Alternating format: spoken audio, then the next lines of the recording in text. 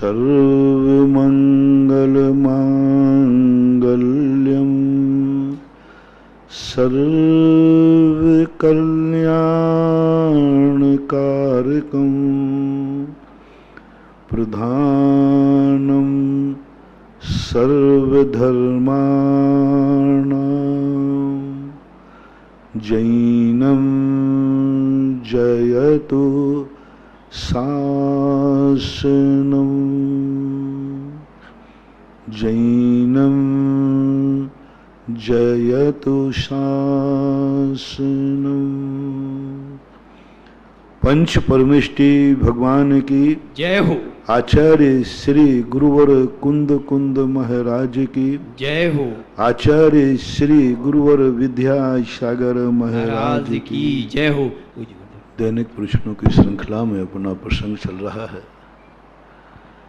कि हम किसी से कुछ लेने का भाव करते हैं तो हम ये विचार करते हैं कि हमें इससे क्या मिला है। ये बात ठीक है, मैं इसको नकार नहीं रहा हूँ, होना ही चाहिए, होता ही है। लेकिन दूसरा पेपर अपन दे रहे हैं, दूसरा संस्कार भी हमारे अंदर होना चाहिए। जब हमें ये भाव आया कि सामने वाले से हमें क्या मिला है तो हमें ये भी विचार करना चाहिए हमने सामने वाले को क्या दिया है, हमसे क्या मिला है उसको।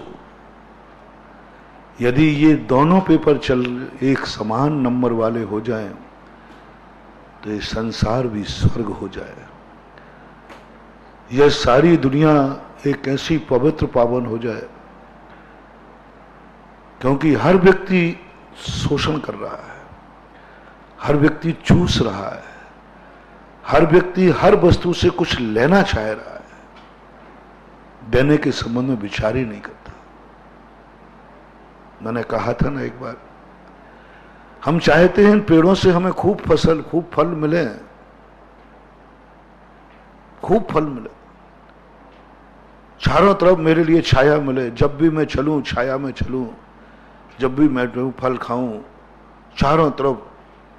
लेकिन महानुभाव, हमें यह भी सोचना है कि हम वृक्षों से इतना सब कुछ चाहते हैं और उस वृक्ष को काट देते हैं जिससे हमें कोई लाभ नहीं होता। और ये पूछा जाए क्यों, बोले इससे हमें क्या लाभ है। मैं आज सारी दुनिया से कहना चाहता हूं, यह तुम्हारा जो परिणाम है मैं इसको रोक नहीं सकता, नकार नहीं सकता, क्योंकि ये संसारी प्राणी का स्वभाव जैसा बन गया है।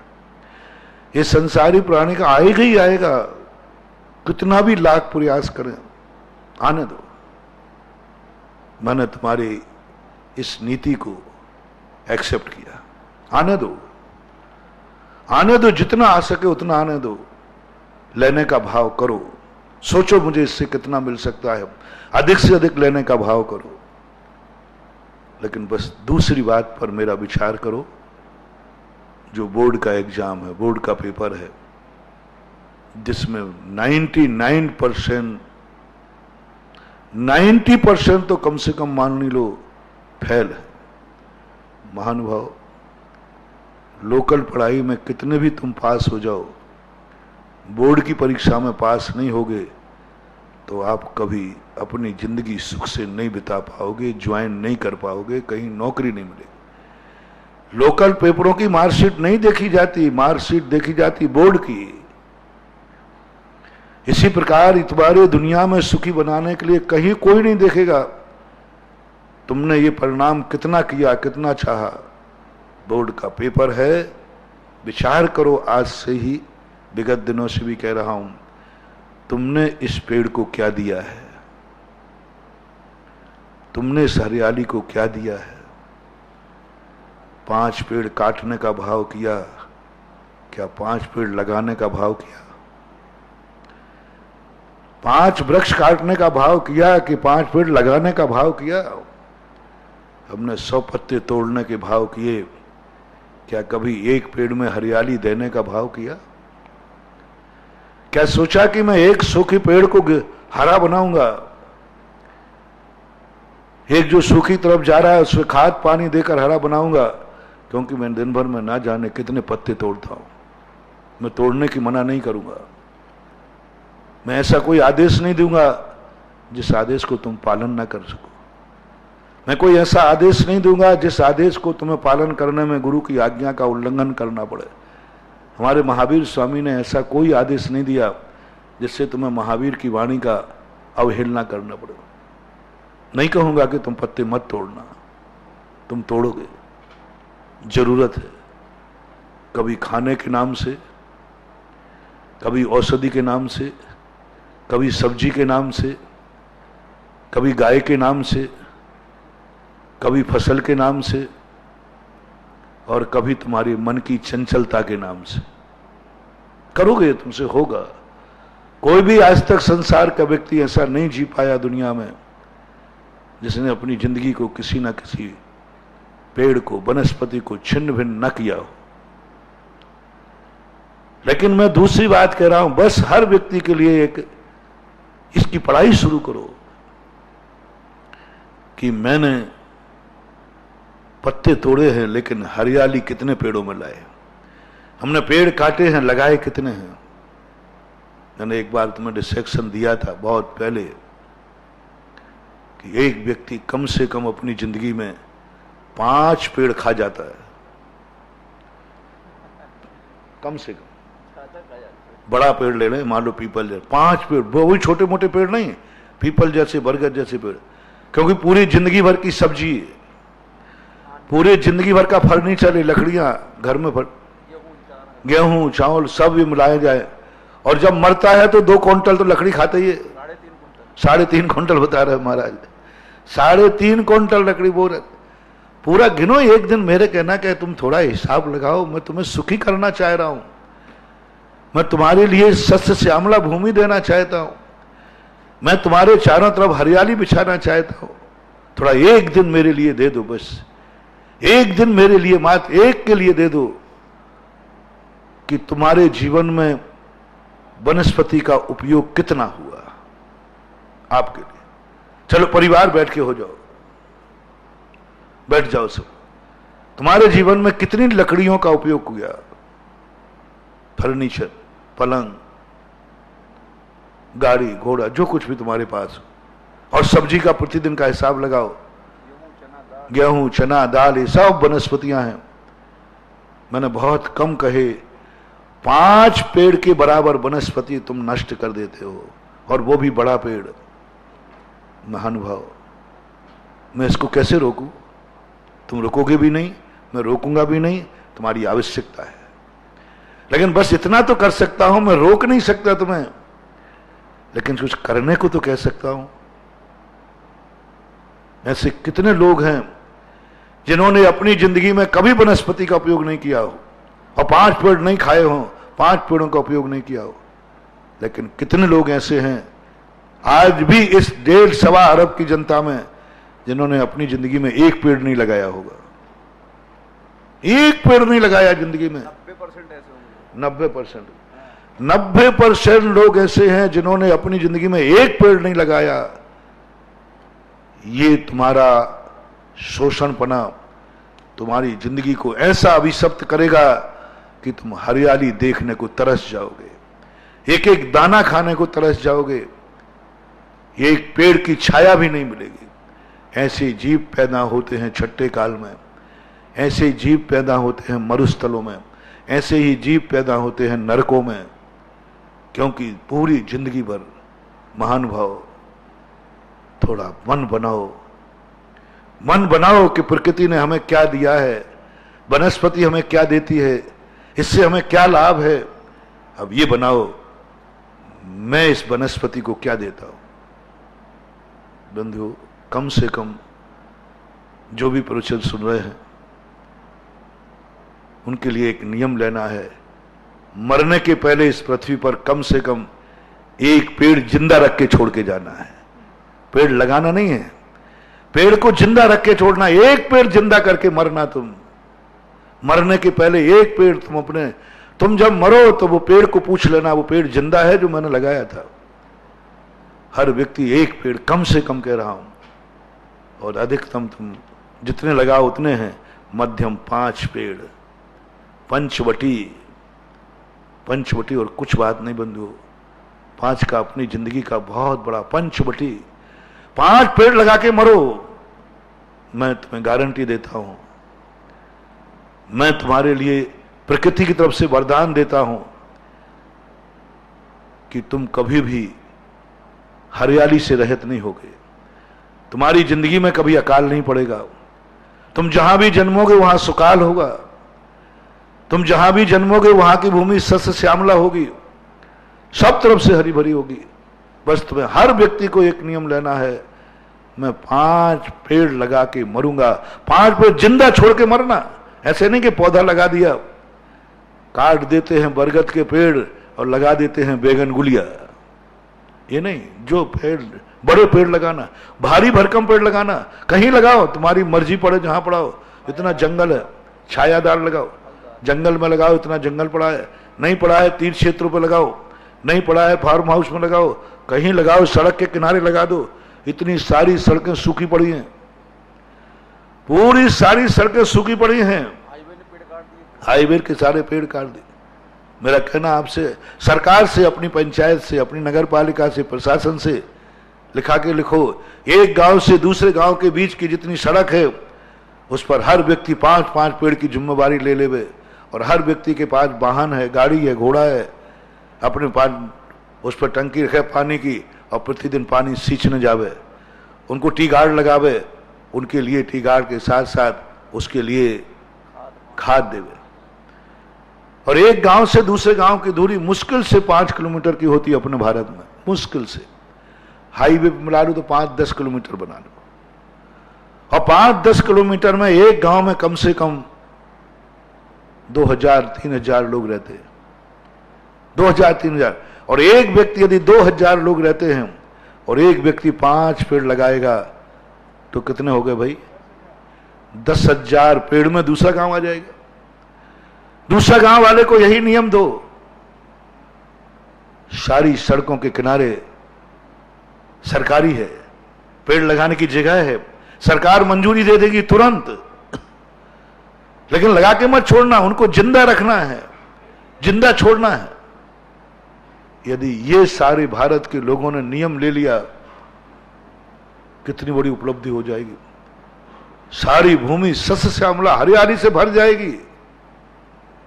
जो भावना भाते हैं, हरी भरी दिखती रहे धरती चारों ओर, कौन दिखाएगा? हम तो काटने में लगे हैं, लगाने में लगे ही नहीं। कोई सोच ही नहीं रहा, विचार भी नहीं आता। प्लाट में एक मकान पेड़ होता है, हम मकान बनाने के लिए बेधड़क होकर के उसको एक दिन में काट के अलग कर देते हैं। कोई बात नहीं, वो प्लाट था तुम्हारा, रहने को जगह चाहिए था। उस पेड़ को काटने के पहले संकल्प करो, पेड़ के सामने हाथ जोड़ो, पेड़ के सामने भावना भाव के हे वृक्ष, ये प्लाट मुझे चाहिए है, मैं तुझे तो काटना पड़ेगा, लेकिन हे धरती माता, तेरे एक बेटे को मार रहा हूं, मैं 5 बेटे तुझे दूंगा। एक पेड़ काट रहा हूं, 5 पेड़ कहीं ना कहीं लगाऊंगा। यहां तो मैं काटूंगा क्योंकि मेरी सड़क निकलना है, मेरा मकान बनना है, मेरा प्लाट बनना है, लेकिन मैं 5 बेटे दूंगा। ये पेड़ प्रकृति मां के बेटे हैं, ये उनके अंग हैं, ये उनकी शोभा है, यही उनका श्रृंगार है, यही उनका परिवार है। प्रकृति का परिवार क्या, धरती का परिवार क्या?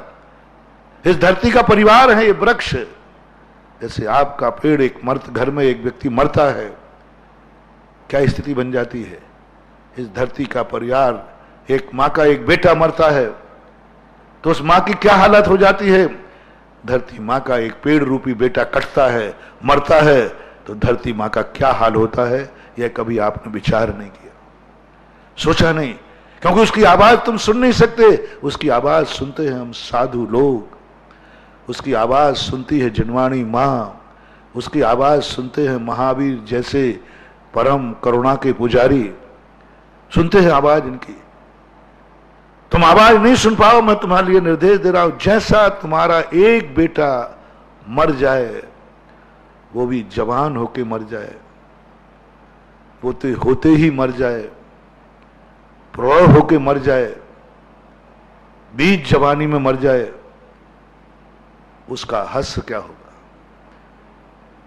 बस इतनी कल्पना कर लो, 1 मिनट कल्पना करो कि यदि तुम्हारा बेटा एक जवानी में मर गया, उसके दुख की कल्पना करो। बस और कुछ नहीं करना, बस यही धरती मां के ऊपर छोड़ दो।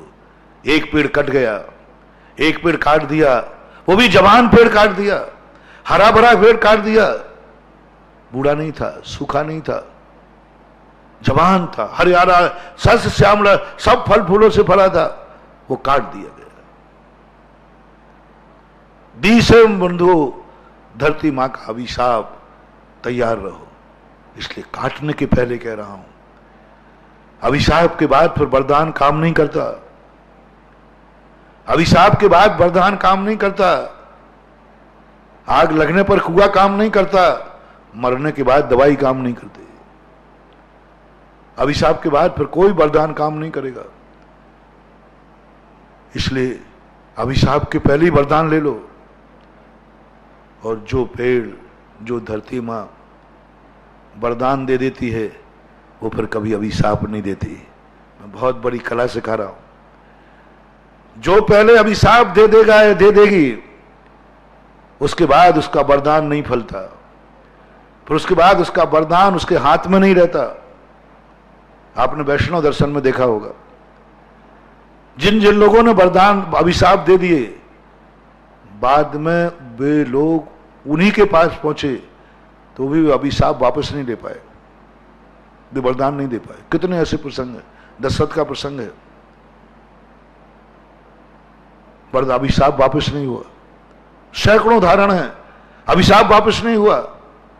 अर्जुन का प्रसंग है वैष्णव दर्शन में, अभिशाप दे दिया एक अप्सरा ने। सौधर्मेंद्र ने भी कहा, देवी अभिशाप वापस लो। देवी कहती है, दिया हुआ अभिशाप वापस नहीं हो सकता।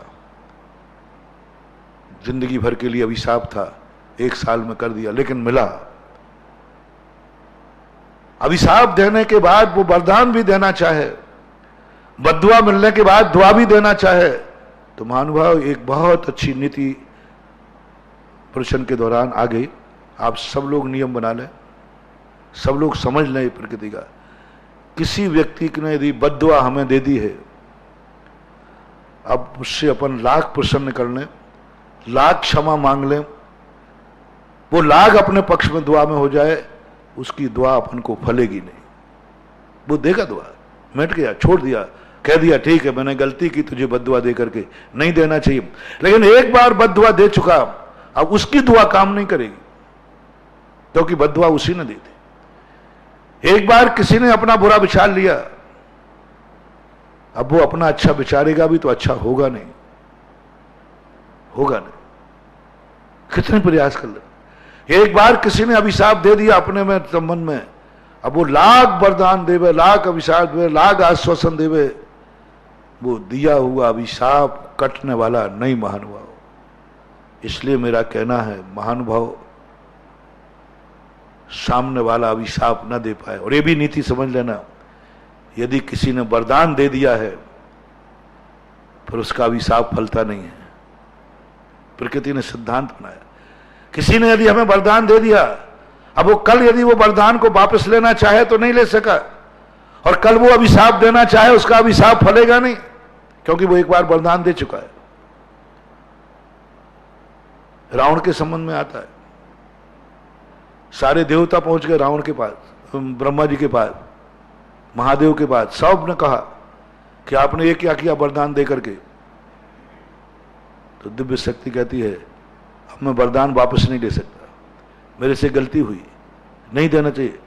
वरदान देने वाला पश्चाताप कर रहा है, मैंने वरदान देकर गलती की, बहुत गलती की, बहुत गलती की, क्या करें।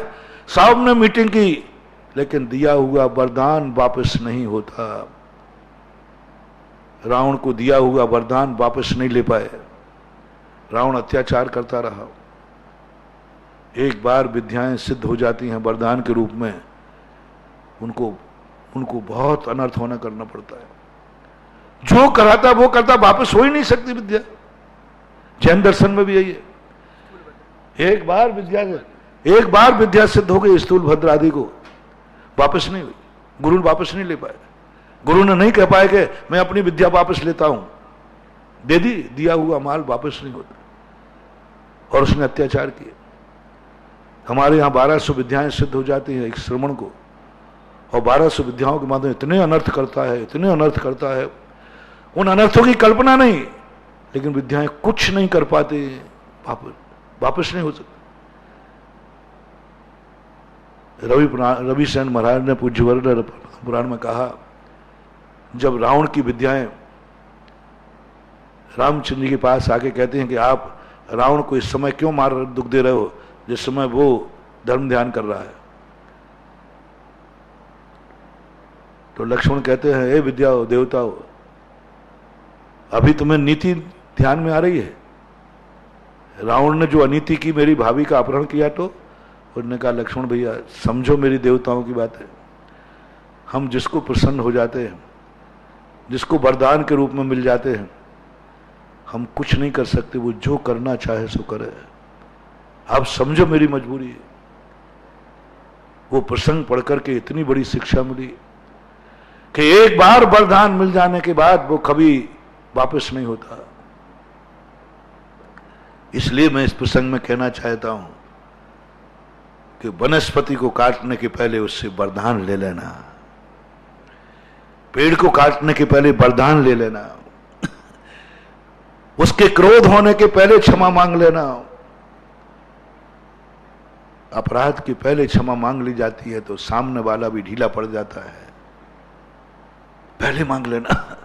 पेड़ को काटते समय वृक्ष में बताते हैं किसान लोग, खेत को बोते समय और खेत को काटते समय कुछ पूजा करते हैं, कुछ पूजा करते हैं। अब वो क्या करते हैं, सबकी पूजाएं अलग अलग, रतिराम पूजा करते हैं। बोते समय कुछ नारियल फोड़ते हैं, कुछ हल्दी कुमकुम कुछ लगाते हैं, कुछ करते हैं, और जब फसल काटेंगे तब करेंगे, करते हैं। क्यों? वो बात अभी ध्यान में, क्यों? इसलिए कि मैं बो भी रहा हूं, मैं काटूंगा भी। उसके पहले ही पूजा करके उसका सम्मान कर दिया। ये भली धर्म का रूप लेकर के मिथ्यात हो गया, रूढ़ी हो गई, लेकिन वास्तविक स्वरूप इसका यही था। उसी को मैं आज पुनः जीवित करता हूं कि जब तुम किसी पत्ते को तोड़ो, बस एक याचना कर देना, मुझे पत्ता जरूरी है, मेरी जिंदगी में चाहिए है, लेकिन इसके बदले में मैं 10 पत्ते उगाऊंगा, मैं एक सूखे पेड़ को हरा करूंगा, मैं 10 पेड़ लगाऊंगा। बस इतना सा संकल्प कर लेना। प्रकृति बहुत उदार है, बहुत उदार है। प्रकृति भी बनिया है, तुम्हारे जैसी बनिया जैसे। कोई 1 लाख रुपया तुम देते हो, और यदि ब्याज में वो कहे कि मैं 1.25 लाख लौटाऊंगा, 1.5 लाख लौटाऊंगा, तो तुम लोग खुशी खुशी दे देते हो कि रोके देते हो? साहूकार व्यक्ति अपनी कमाई का पैसा, अपनी मेहनत का पैसा दूसरे को दे देता है। किस लोभ में? ब्याज के लोभ में। कितने लोग सारी दुनिया का ब्याज का धंधा करना चाहते हैं, और इतना खुशी होती है ब्याज लेने वाले आ जाते हैं तो, और कहते पूरे 1 लाख और चाहिए तो और ले जाओ, हो आप चिंता ही मत करना। अरे चिंता क्या मत करना, लौटाते समय पूछूंगा। जैसे साहूकार अपनी मेहनत की कमाई को दूसरे की आवश्यकता पर दे देता है, इस लोभ में कि ब्याज मिलेगा, प्रकृति भी यही है बंधु। प्रकृति को साहूकार बनाओ। प्रकृति साहूकार बनना चाहती है। जब तुम्हें पेड़ की जरूरत पड़े ले जाओ, लेकिन बदले में 2 पेड़ लगा जाओ। प्रकृति कहती है साहूकारी में हमें कहां आपत्ति है। 1 काटा तुमने 2 लगा दिए, 1 काटा 5 लगा दिए। कौन ब्याज पे पैसा नहीं देगा?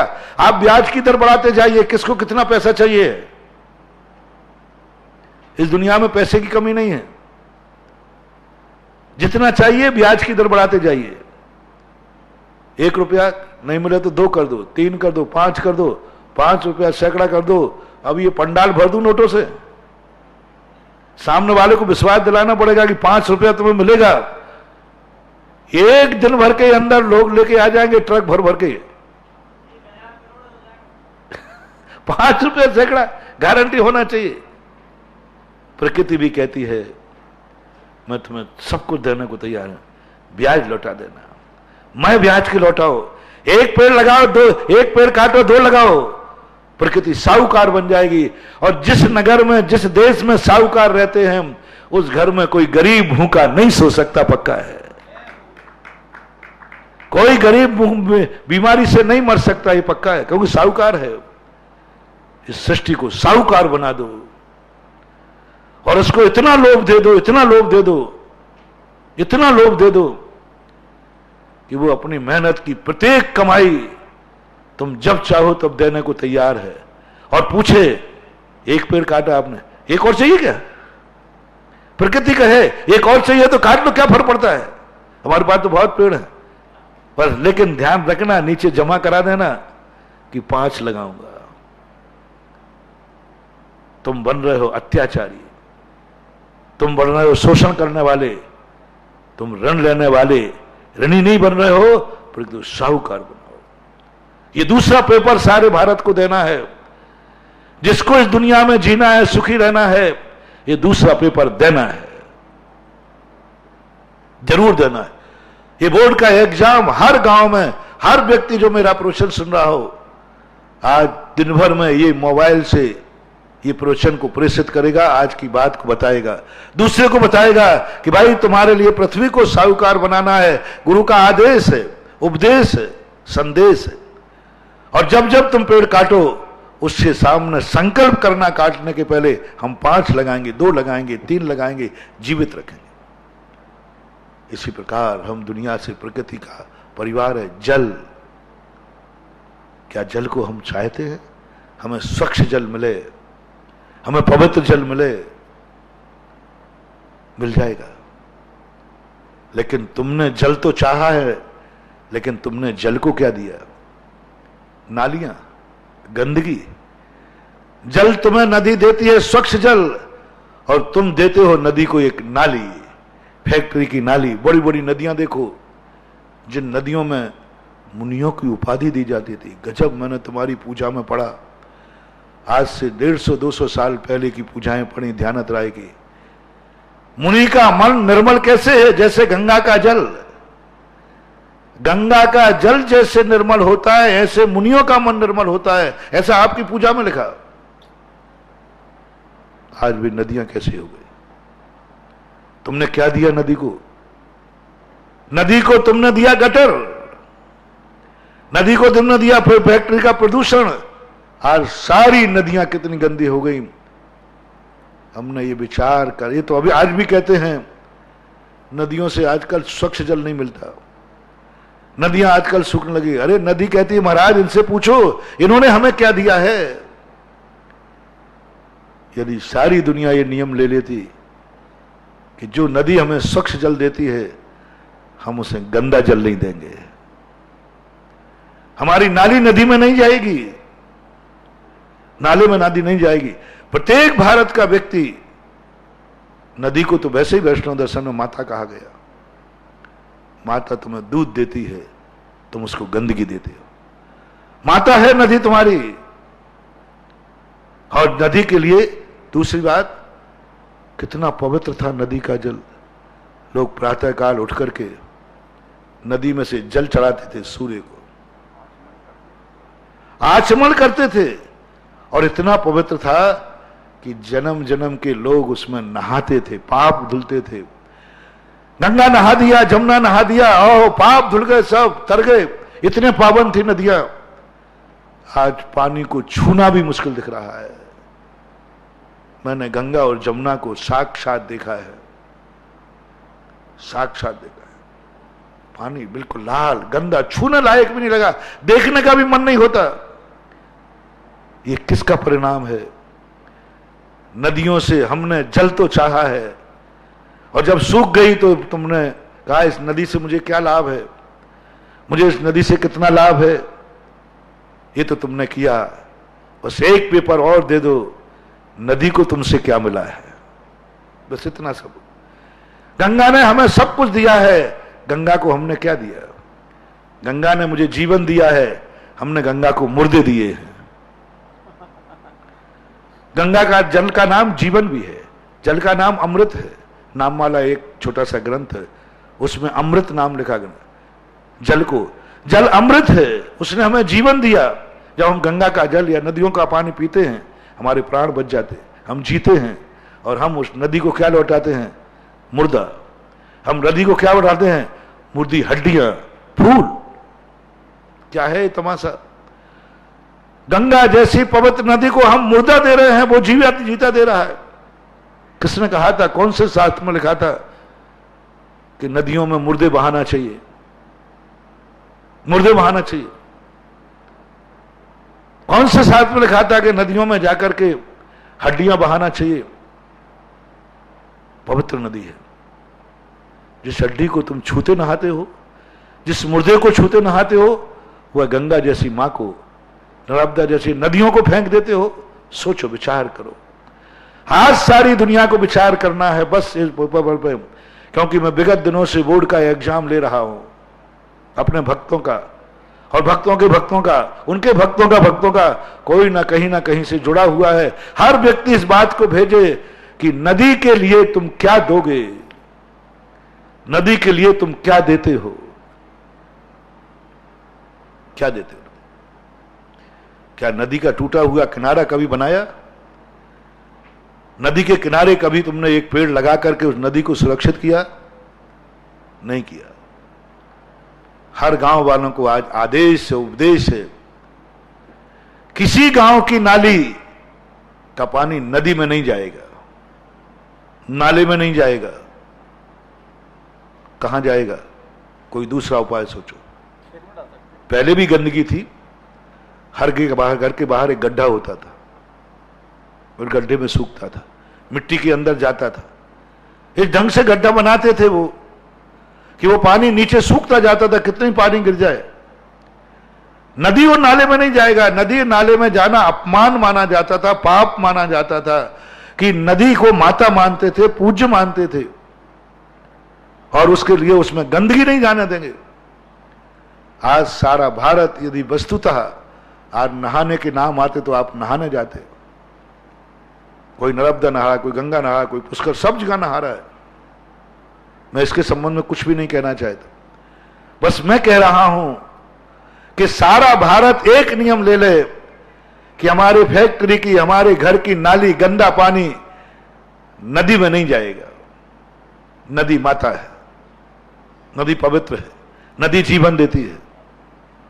एक साल कर के देख लो, एक साल के अंदर ये नदियां इतनी पावन पवित्र हो जाएंगी कि फिर से पूजा में लिखाया जाएगा कि निर्मल कैसा होना चाहिए, जैसे नदी का जल होता है। क्योंकि आज तक कभी कोई पत्थर अपने आप मूर्ति नहीं बन सकता। खंडा बन सकता है, गोल मटोल बन सकता है, चौको, सब काम आ सकता है, लेकिन आज तक कोई पृथ्वी का टुकड़ा अपने आप मूर्ति नहीं बन सकता। उसकी बदनसीहत है, उसकी किस्मत फूटी है, कभी बन नहीं सकता। तुमने एक पत्थर की मूर्ति बना दी, पृथ्वी अभिशाप देगी जब तुम्हें कि तुमने मेरे इतने टुकड़े कर दिए, तुमने क्रेशर में मुझे फेर दिया, तुमने माइंस के मुझे टुकड़े टुकड़े कर दिए, मेरी छाती को चीर करके तुमने पत्थर लगा। सुनो रे माइंस वालों, सुनो रे क्रेशर वालों, सुनो मकान बनाने वालों, जिन जिन के पत्थरों के धंधे हैं, जिनके पत्थरों के उपयोग हैं, जो अपने जीवन में पत्थरों का उपयोग करते हैं, जो पृथ्वी पर चलते हैं, उनसे कह रहा हूं। जो पृथ्वी पर मकान बनाते हैं उनसे कह रहा हूं, देवताओं से नहीं कह रहा हूं, वे आकाश में। आपसे कह रहा हूं, पृथ्वी से। अभी पृथ्वी काय से नहीं बोल रहा हूं, पृथ्वी से बोल रहा हूं, जिसे अपन पृथ्वी कह रहे हैं। इन्होंने उपयोग किया, इन सबको अपनी दुनिया में एक मूर्ति बना के मरना है। पृथ्वी तुम्हारे लिए 100 दुआएं देगी। मैं जिंदगी में कभी मूर्ति नहीं बन सकती थी। मात मूर्ति बना सकता है 84 लाख में मानव, देवता भी नहीं, त्रियंश नहीं। 84 लाख योनि में कोई भी व्यक्ति पत्थर की मूर्ति नहीं बना सकता। कृत्रिम चैत्यालय बनाने का अधिकार मनुष्य को है, ऐसा चैत्य भक्ति में मनुज कृतानाम, एक भक्ति देवराजार्चितानाम, मनुज कृतानाम शब्द आया चैत्य भक्ति, लघु चैत्य भक्ति में, वही वर्षे से वर्षांतर वाली है ना। मनुज कृतानाम मैंने एक और किया, मैंने कि पूज्यपाद स्वामी ये कहते ना जीव कृतानाम है, हाँ मनुज, यह मनुज कृतानाम देवार्चितानाम, मनुष्यों के द्वारा तो बनाए गए और देवों के द्वारा अर्चनीय है। देवों के द्वारा वर्षेषु वर्षांतर पर्वतेषु यावन नंदी सुरे यानि च मंद्रेषु यावंति चैत्यायतनानि लोके शर्माणि वंदे जिन पुंगवानाम अवनितल गतानाम कृत्रिमा कृत्रिमाणाम वन भवन गतानाम देव वैमानिकाम यह मनुज कृतानाम देवराजार्चितानाम जिनवर निलयानाम भाव तो हम। वाह गजब गजब, इन भक्तियों में तो ऐसा माल भरा है, इतना आनंद है। अरे महानुभाव, इन भक्तियों का अर्थ भी यदि समझ में आ जाए किसी को तो संसार की सारी जन्नत इन भक्तियों से पाले। कितनी बड़ी बात कही, यह मनुज कृतानाम पूज्यपाद स्वामी के 84 लाख योनियों में एक ही व्यक्ति ऐसा है मनुष्य जो मूर्ति बना सकता है, मंदिर बना सकता है, और कोई नहीं बना सकता। ये वरदान देगी तुम्हें पृथ्वी, बनाएगी पृथ्वी तुम्हें पृथ्वी पालक, प्रजापति, भूपालक, भूस्वामी, जमींदार। क्यों तुमने कभी, पृथ्वी कहेगी मैं कभी मूर्ति बन पाती, इस मनुष्य की बदौलत है। और मनुष्य के बनाए हुए चैत्यानाम देवार्चितानाम जिनवर निलयानाम, मतलब देवता अकृत्रिम चैत्यालयों की पूजा नहीं करते, अकृत्रिम चैत्यालयों की वंदना नहीं करते। हम मनुष्य, आप मनुष्यों के द्वारा बनाए हुए जैनालयों में भी वंदना करने देवता आते हैं, ये सिद्ध हो गया। अब देखो कैसे हैं अपने चैत्यालय। वो आप लोग यदि विदेश घूमने जाते हो तो कोई बड़ी बात नहीं है, क्योंकि वो ब्यूटी यहां नहीं है जो वहां पर है। लेकिन विदेशी जब भारत घूमने आता है तो भारत की महिमा पता चलती है। सबसे ज्यादा भारत घूमने विदेशी लोग आते हैं, सबसे ज्यादा घूमने आते हैं। भारत के लोग कम घूमने जाते हैं परसेंटेज में। क्यों? इससे सिद्ध होता है कि भारत का मूल्यांकन क्या है। अरे विदेशियों को क्या है नहाना, यहां क्या रखा है भारत में। मैंने जब ये पंक्तियों को पढ़ा, अर्थ की तरफ दृष्टि गई, तब मैंने सोचा देवता यहां क्यों आएंगे इन हमारी पाषाण की पीतल की मूर्तियों को देखने। अकृत्रिम चैत्यालय की मूर्ति कितनी सुंदर होती है। अपनी मूर्तियों का शेप तो उतना सुंदर नहीं। अकृत्रिम चैत्यालयों का वर्णन नंदीश्वर भक्ति में किया। हाँ क्या किया, ऐसी मूर्ति का वर्णन किया। अकृत्रिम चैत्यालय बड़ा गजब का वर्णन है। जिन्होंने ऐसी मूर्ति देखी हो, दर्शन किया हो, वो इन मूर्तियों के दर्शन करने क्यों आता है, क्यों आएगा। लेकिन पूज्यपाद स्वामी ने प्रमाण दे दिया, हे मनुष्य, बलि देवताओं के कितने भी सुंदर चैत्यालय हों, कितने भी सुंदर मूर्तियां हों, लेकिन जो मजा मनुष्यों के द्वारा बनाई हुई मूर्तियों में है वो उनको वहां नहीं मिलता। क्यों? ये मनुष्य अपने पसीने से बनाता है, ये असाधारण शक्ति है, उनको बना हुआ मिलता है। कैसा आनंद। बताते हैं कि सुदामा के चावल कृष्ण ने और ऐसे खाए कि उनको 56 भोगों में वो आनंद नहीं आया। लोग दंग रहे, कृष्ण जी इनमें क्या स्वाद है। तो कन्हैया कहते हैं मैंने 56 भोग खाए, मैंने बहुत व्यंजन खाए, लेकिन जो स्वाद सुदामा के चावलों में है वो आज तक मुझे उसमें नहीं आया। अब कल्पना करो भैया, सोचे कृष्ण जी त्रिखंडाधिपति थे, उनका भोजन कितना स्वादिष्ट होगा, कितना गरिष्ठ और वरिष्ठ होगा। लेकिन कृष्ण जी कहते हैं नहीं, वो आनंद नहीं है। और सुदामा के चावल कितने सूखे थे, मोटे थे, टूटे थे, कच्चे थे, बांसपति नहीं थे। वो एक मोटा चावल होता है ना जिसको तुम लोग खाओगे भी नहीं, मंदिर में जरूर चढ़ा दोगे। मोटा चावल, टूटा चावल, वो चावल थे। कैसे थे सुदामा के चावल? कच्चे थे। और वो कह रहे कि ऐसा स्वाद मैंने कभी आज तक किसी शतरंज भोजनों में नहीं देखा, ऐसा स्वाद उनको आ गया। कल्पना करो कैसे आया होगा, कैसे कर दिए कन्हैया ने वो शतरंज भोजनों की फीकापन, कैसे कर दिया निंदापन, और क्या स्वाद आ गया होगा। इंद्रिय लंपटियों, रसना इंद्रिय के लोभियों, तुम्हें ये बात समझ में नहीं आएगी, तुम्हें ये बात समझ में नहीं आएगी। ये बात समझ सकता है वही कि इसमें कौन सा रस था, कौन से भक्ति का रस था, कौन सी भावना का रस था, जो सटरसों से भी ज्यादा श्रेष्ठ, सटरसों से भी ज्यादा श्रेष्ठ उनमें रस था। पता नहीं क्या रहा होगा, पता नहीं क्या रस था सबरी के बेरों में। राम जाने, राम जाने क्या रस था। लक्ष्मण देख के दंग रह गया कि भैया ऐसे स्वाद से तो कभी आपने आम भी नहीं खाए, अमरूद भी नहीं खाया, अंगूर भी नहीं खाए, फल नहीं खाए, इनमें क्या है। लक्ष्मण से कहते, हे लक्ष्मण, ऐसा स्वाद मैंने कहीं देखा ही नहीं। एक दरिया के बेर, राम को क्या स्वाद आ गया होगा। जंगलों में फलों की कमी नहीं थी, वो भी जूठे खा गए।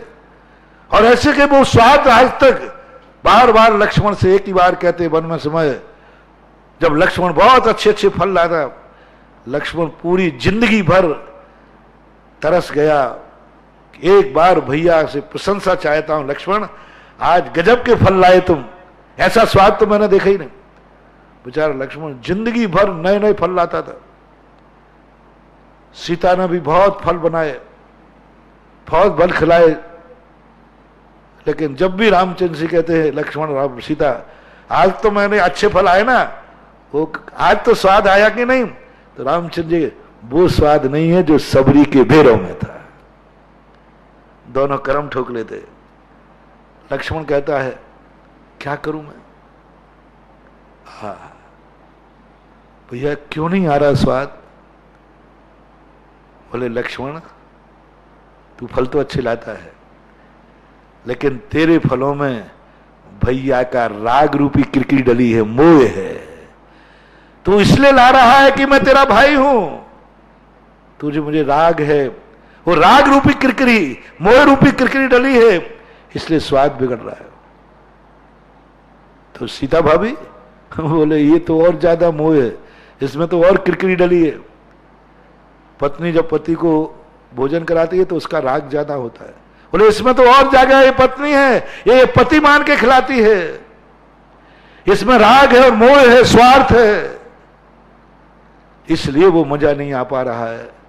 अंत में पूछा लक्ष्मण ने कि आखिर भैया आखिर क्या है, आप कभी हम लोगों की प्रशंसा नहीं करते। बोले सबरी का कोई स्वार्थ नहीं था, सगरी का कोई नहीं था, तुम्हारे भोजन में तुम्हारे फलों में मोह है और सबरी के बेरों में भक्ति थी, भक्ति थी, और वो भक्ति का रस सारे फलों के रसों से श्रेष्ठ है।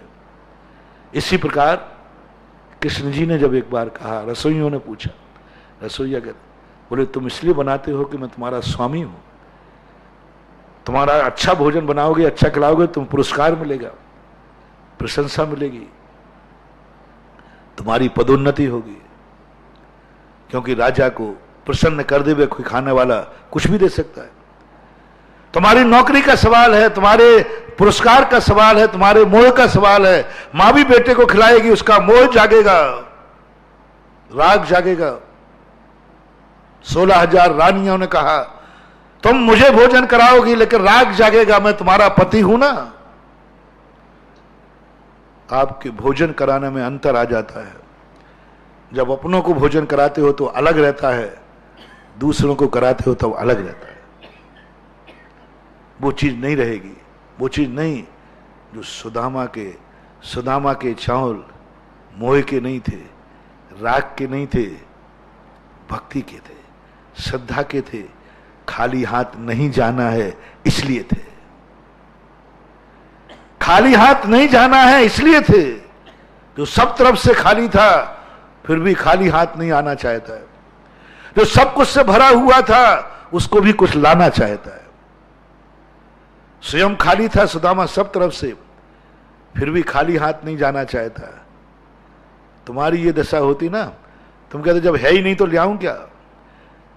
जो सब तरफ से खाली है फिर भी वो अपने आराध्य के सामने ये भाव करे, सुनो कान खोल करके, मैं खाली हाथ नहीं हूं। भक्त की पहचान सुनो, भक्त का चमत्कार सुनो, अतिशय सुनो। जिस व्यक्ति के मन में ये भाव आ जाए, कभी मांगना भगवान से, हे भगवान मेरा ऐसा दिन नहीं मांगता हूं कभी मुझे खाने नहीं मिले। ऐसे सब मांगते, हे भगवान ऐसा दिन नहीं आए कभी मुझे भूखा सोना पड़े, मुझे खाने नहीं मिले, मेरे बच्चे भूखे रह जाएं। ये तो सब कहते हैं, सब कहते हैं, सारी दुनिया कहती है। एक भक्त ऐसा जगाओ भक्ति, हे भगवान मैं भूखा रह जाऊं तो रह जाऊं, मेरा परिवार भूखा मरे तो मरे, बस प्रभु, बस प्रभु इतनी कृपा चाहता हूं जिंदगी में तेरे दरवाजे कभी खाली हाथ ना आना पड़े, तेरे दरवाजे कभी खाली हाथ ना आना पड़े। बस ऐसी नौबत ना आ जाए कि दरवाजा तेरा हो और मेरे हाथ में एक चावल भी ना हो, मैं कुछ चढ़ाने को रहे ही नहीं हूं। बस सम्यक दृष्टि, भक्त की पहचान बता रहा हूं। पेट के लिए नहीं मांग रहा, बोले मरूंगा तो मर जाऊंगा, मरना तो है ही, खा के मरना या भूखे मरना। बाल बच्चे मरेंगे तो मर जाएंगे और क्या होगा, मर जाएंगे और क्या होगा। ना जाने कितनों के बाल बच्चे मर जाते, बीमारी से मर जाते। बस मेरी तो एक ही तमन्ना है प्रभु, तेरे पास दर्शन करने आऊं तो खाली हाथ ना आना पड़े। बस इतनी सी औकात बना के रखना कि जब जब तेरे दर्शन आऊं मेरे हाथ में मुट्ठी में कुछ ना कुछ हो। किसने मांगा है ऐसा वरदान? सबने यही मांगा है, मैं भूखा नहीं रहूं, मेरा परिवार भूखा न रहे, मेरे महाराज भूखे न, सब मांगा होगा। हाँ वो सब मांगते हो आप, लेकिन कभी ये नहीं मांगा होगा कि भगवान इतना मुट्ठी खाली नहीं हाथ नहीं आऊं। बस मेरा एक ही नियम है भगवान कि मैं तेरे दरवाजे कभी खाली हाथ नहीं आऊंगा, मैंने नियम ले लिया है। और यदि रहा खाली हाथ तो दरवाजे पे नहीं आऊंगा, ध्यान रखना, खाली हाथ नहीं आऊंगा तेरे दरवाजे। देखो फिर भक्ति का चमत्कार, सुदामा की यही भक्ति थी। सुदामा ने एक ही कहा था, कैसे जाऊं मैं बड़े आदमियों के दरवाजे, रिश्तेदारी के दरवाजे। पहले एक नियम था, कोई किसी के दरवाजे जाता था कभी खाली हाथ नहीं जाता था। यदि गांव के गांव में जाएगा तो डिब्बा लेके जाएगा मिठाई का, पुराने लोगों से पूछना। किसी भी रिश्तेदारी के यहां जाएगा, किसी से मिलने जाएगा, कुछ ना कुछ लेके जाएगा। वो डिब्बा वहां रख देगा, वहां से आएगा तब भी कुछ लेके आएगा। पठोनी बोलते जैसे पठोनी, कुछ वो वहां से लेके आएगा, कुछ यहां से लेके जाएगा। ये बहुत बड़ा व्यवहार था। और यही भगवान के सामने सुदामा ने कहा कि मैं द्वारकाधीश के सामने कैसे जाऊं, मेरे पास क्या है।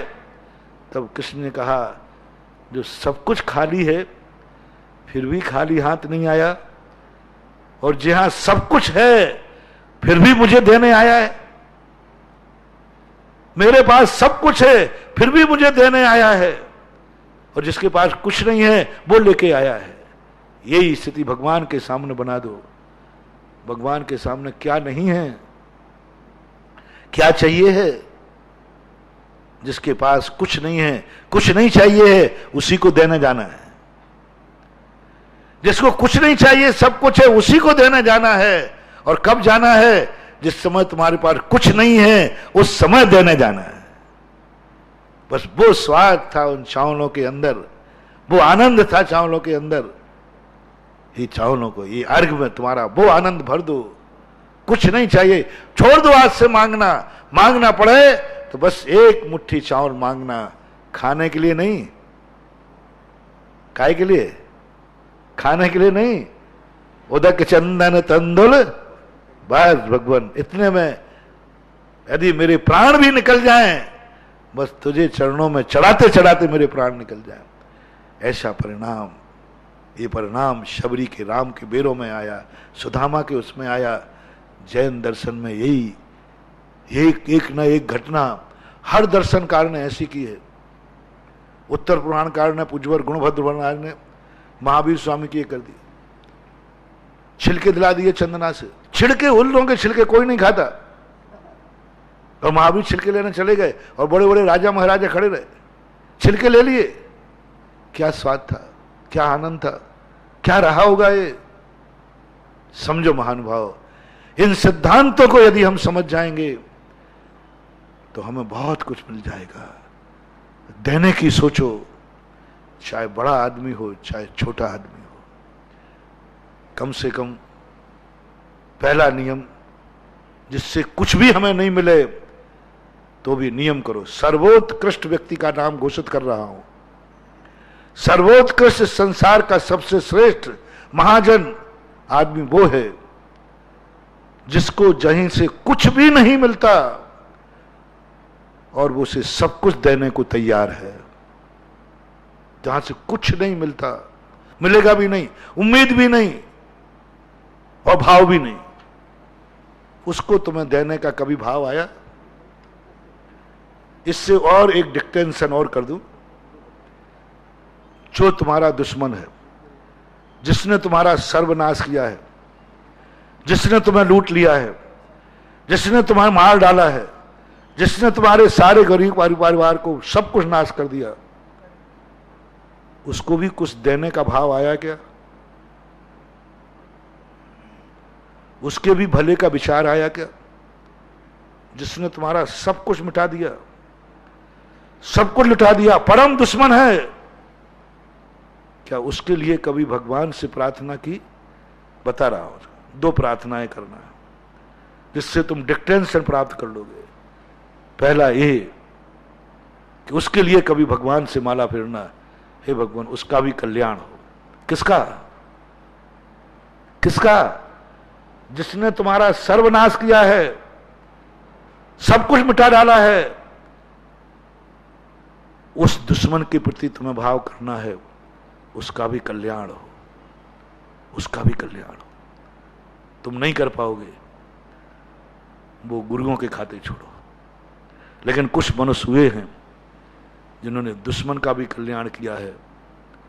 पारसनाथ, जिनकी भूमि पे हम बैठे, ऐसे दुश्मन को उन्होंने कल्याण की भावना भाई, ऐसे दुश्मन के लिए भी कुछ देने का भाव किया, ऐसे दुश्मन के भी पैर छूने का भाव किया, ऐसे दुश्मन को भी गले लगाने का भाव किया। कमठ, जिसने सब कुछ मिटा दिया, उसके बावजूद ही पैर पड़ करके क्षमा मांगी और 10 भाव तक एक बार भी पारसनाथ ने उसके प्रति बुरा विचार नहीं किया, बुरा भाव नहीं आया, मिटाने का भाव नहीं आया। जब भी भाव आया उसे कल्याण का भाव आया। जिससे तुम्हें कुछ मिला नहीं, मिलेगा नहीं, मिल नहीं रहा, नुकसान तो नहीं है, नुकसान वाला तो मैंने पहले निपटा दिया, और उसके लिए तुम्हारे लिए कोई जरूरत पड़ी तो तुम कितना दे सकोगे? कितना दे सकोगे? सब कुछ? कितना % दे सकोगे? जितना % तुम दे सको वही तुम्हारी मेरिट लिस्ट है, फर्स्ट क्लास से ऊपर हो। जिसको तुमने कुछ नहीं दिया उसने, तुम सब कुछ देने को तैयार हो। एक बाज पक्षी राजा की कहानी आती है, 2री 3री क्लास में आपने पढ़ी होगी। एक शिकारी ने बाज को तीर मारा, बाज राजा के किनारे पैर में जाके गिर गया। कोई कुछ मिला नहीं था, उस बाज से मिलेगा क्या? शिकारी आया, बोले क्या चाहिए? बोले शिकार मेरा है। बोले इस समय मेरे हाथ में है। बोले मैंने मारा। पर वो कहता मारने वाले से बचाने वाला ज्यादा बड़ा होता है। बोले इसको नहीं दोगे तो तुम कैसे धर्मात्मा? मैं मरूंगा, मेरे बच्चे मरेंगे, नहीं तो ये मरेगा। आज हमारे बच्चे भूखे सोएंगे, भूखे मरेंगे, आप मेरा शिकार दीजिए। क्या करे? मेरा बच्चा भूखा मरेगा, मेरे पास मांस खाने को और दूसरा शिकार है नहीं, शाम हो चली है, अब दूसरा शिकार मिलेगा नहीं। यदि आप इसको बचाते हो तो हम मरेंगे, और हमें बचाते हो तो ये मरेगा। एक को चयन करना है। लेकिन मेरिट लिस्टेड आदमी ना तो उससे कुछ इसको मिल रहा है, वो भील है, और ना इससे कुछ मिल रहा है कि ये बाज है, पक्षी है।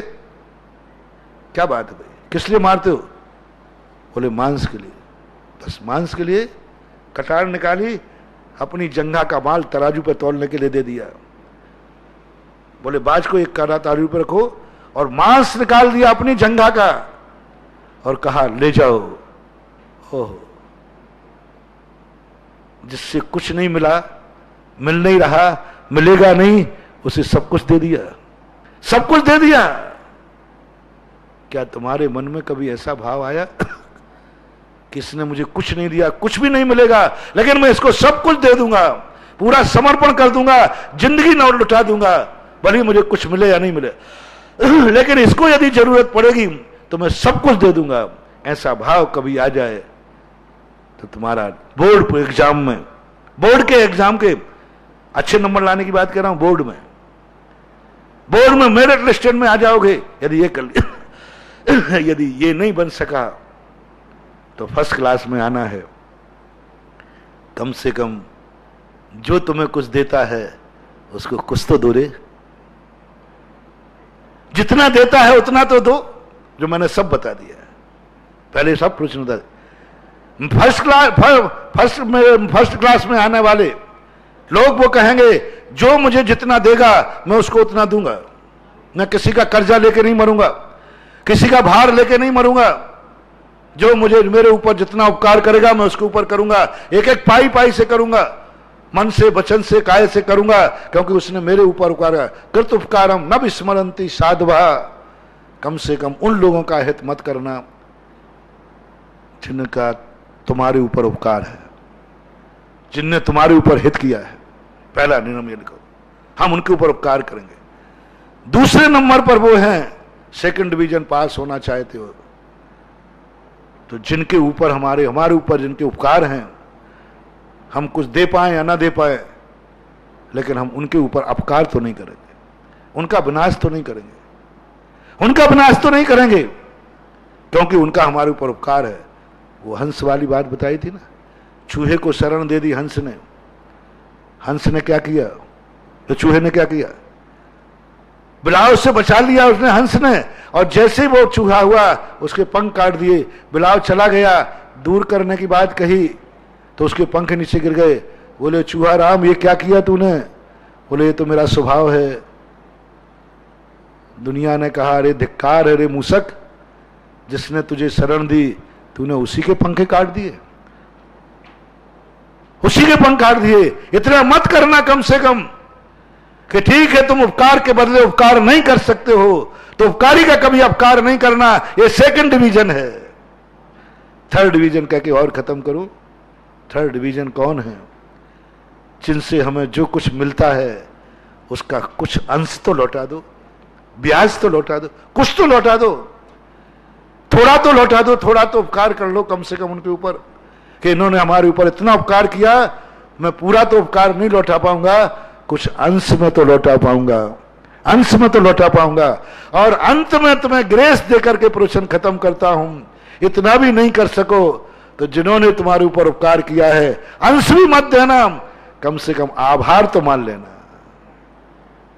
कुछ मत देना, कम से कम इतना कह देना तुमने मेरे ऊपर उपकार किया, मैं आपका आभार मानता हूं, धन्यवाद देता हूं, थैंक्स, इतना तो जरूर कहना। महावीर भगवान की जय।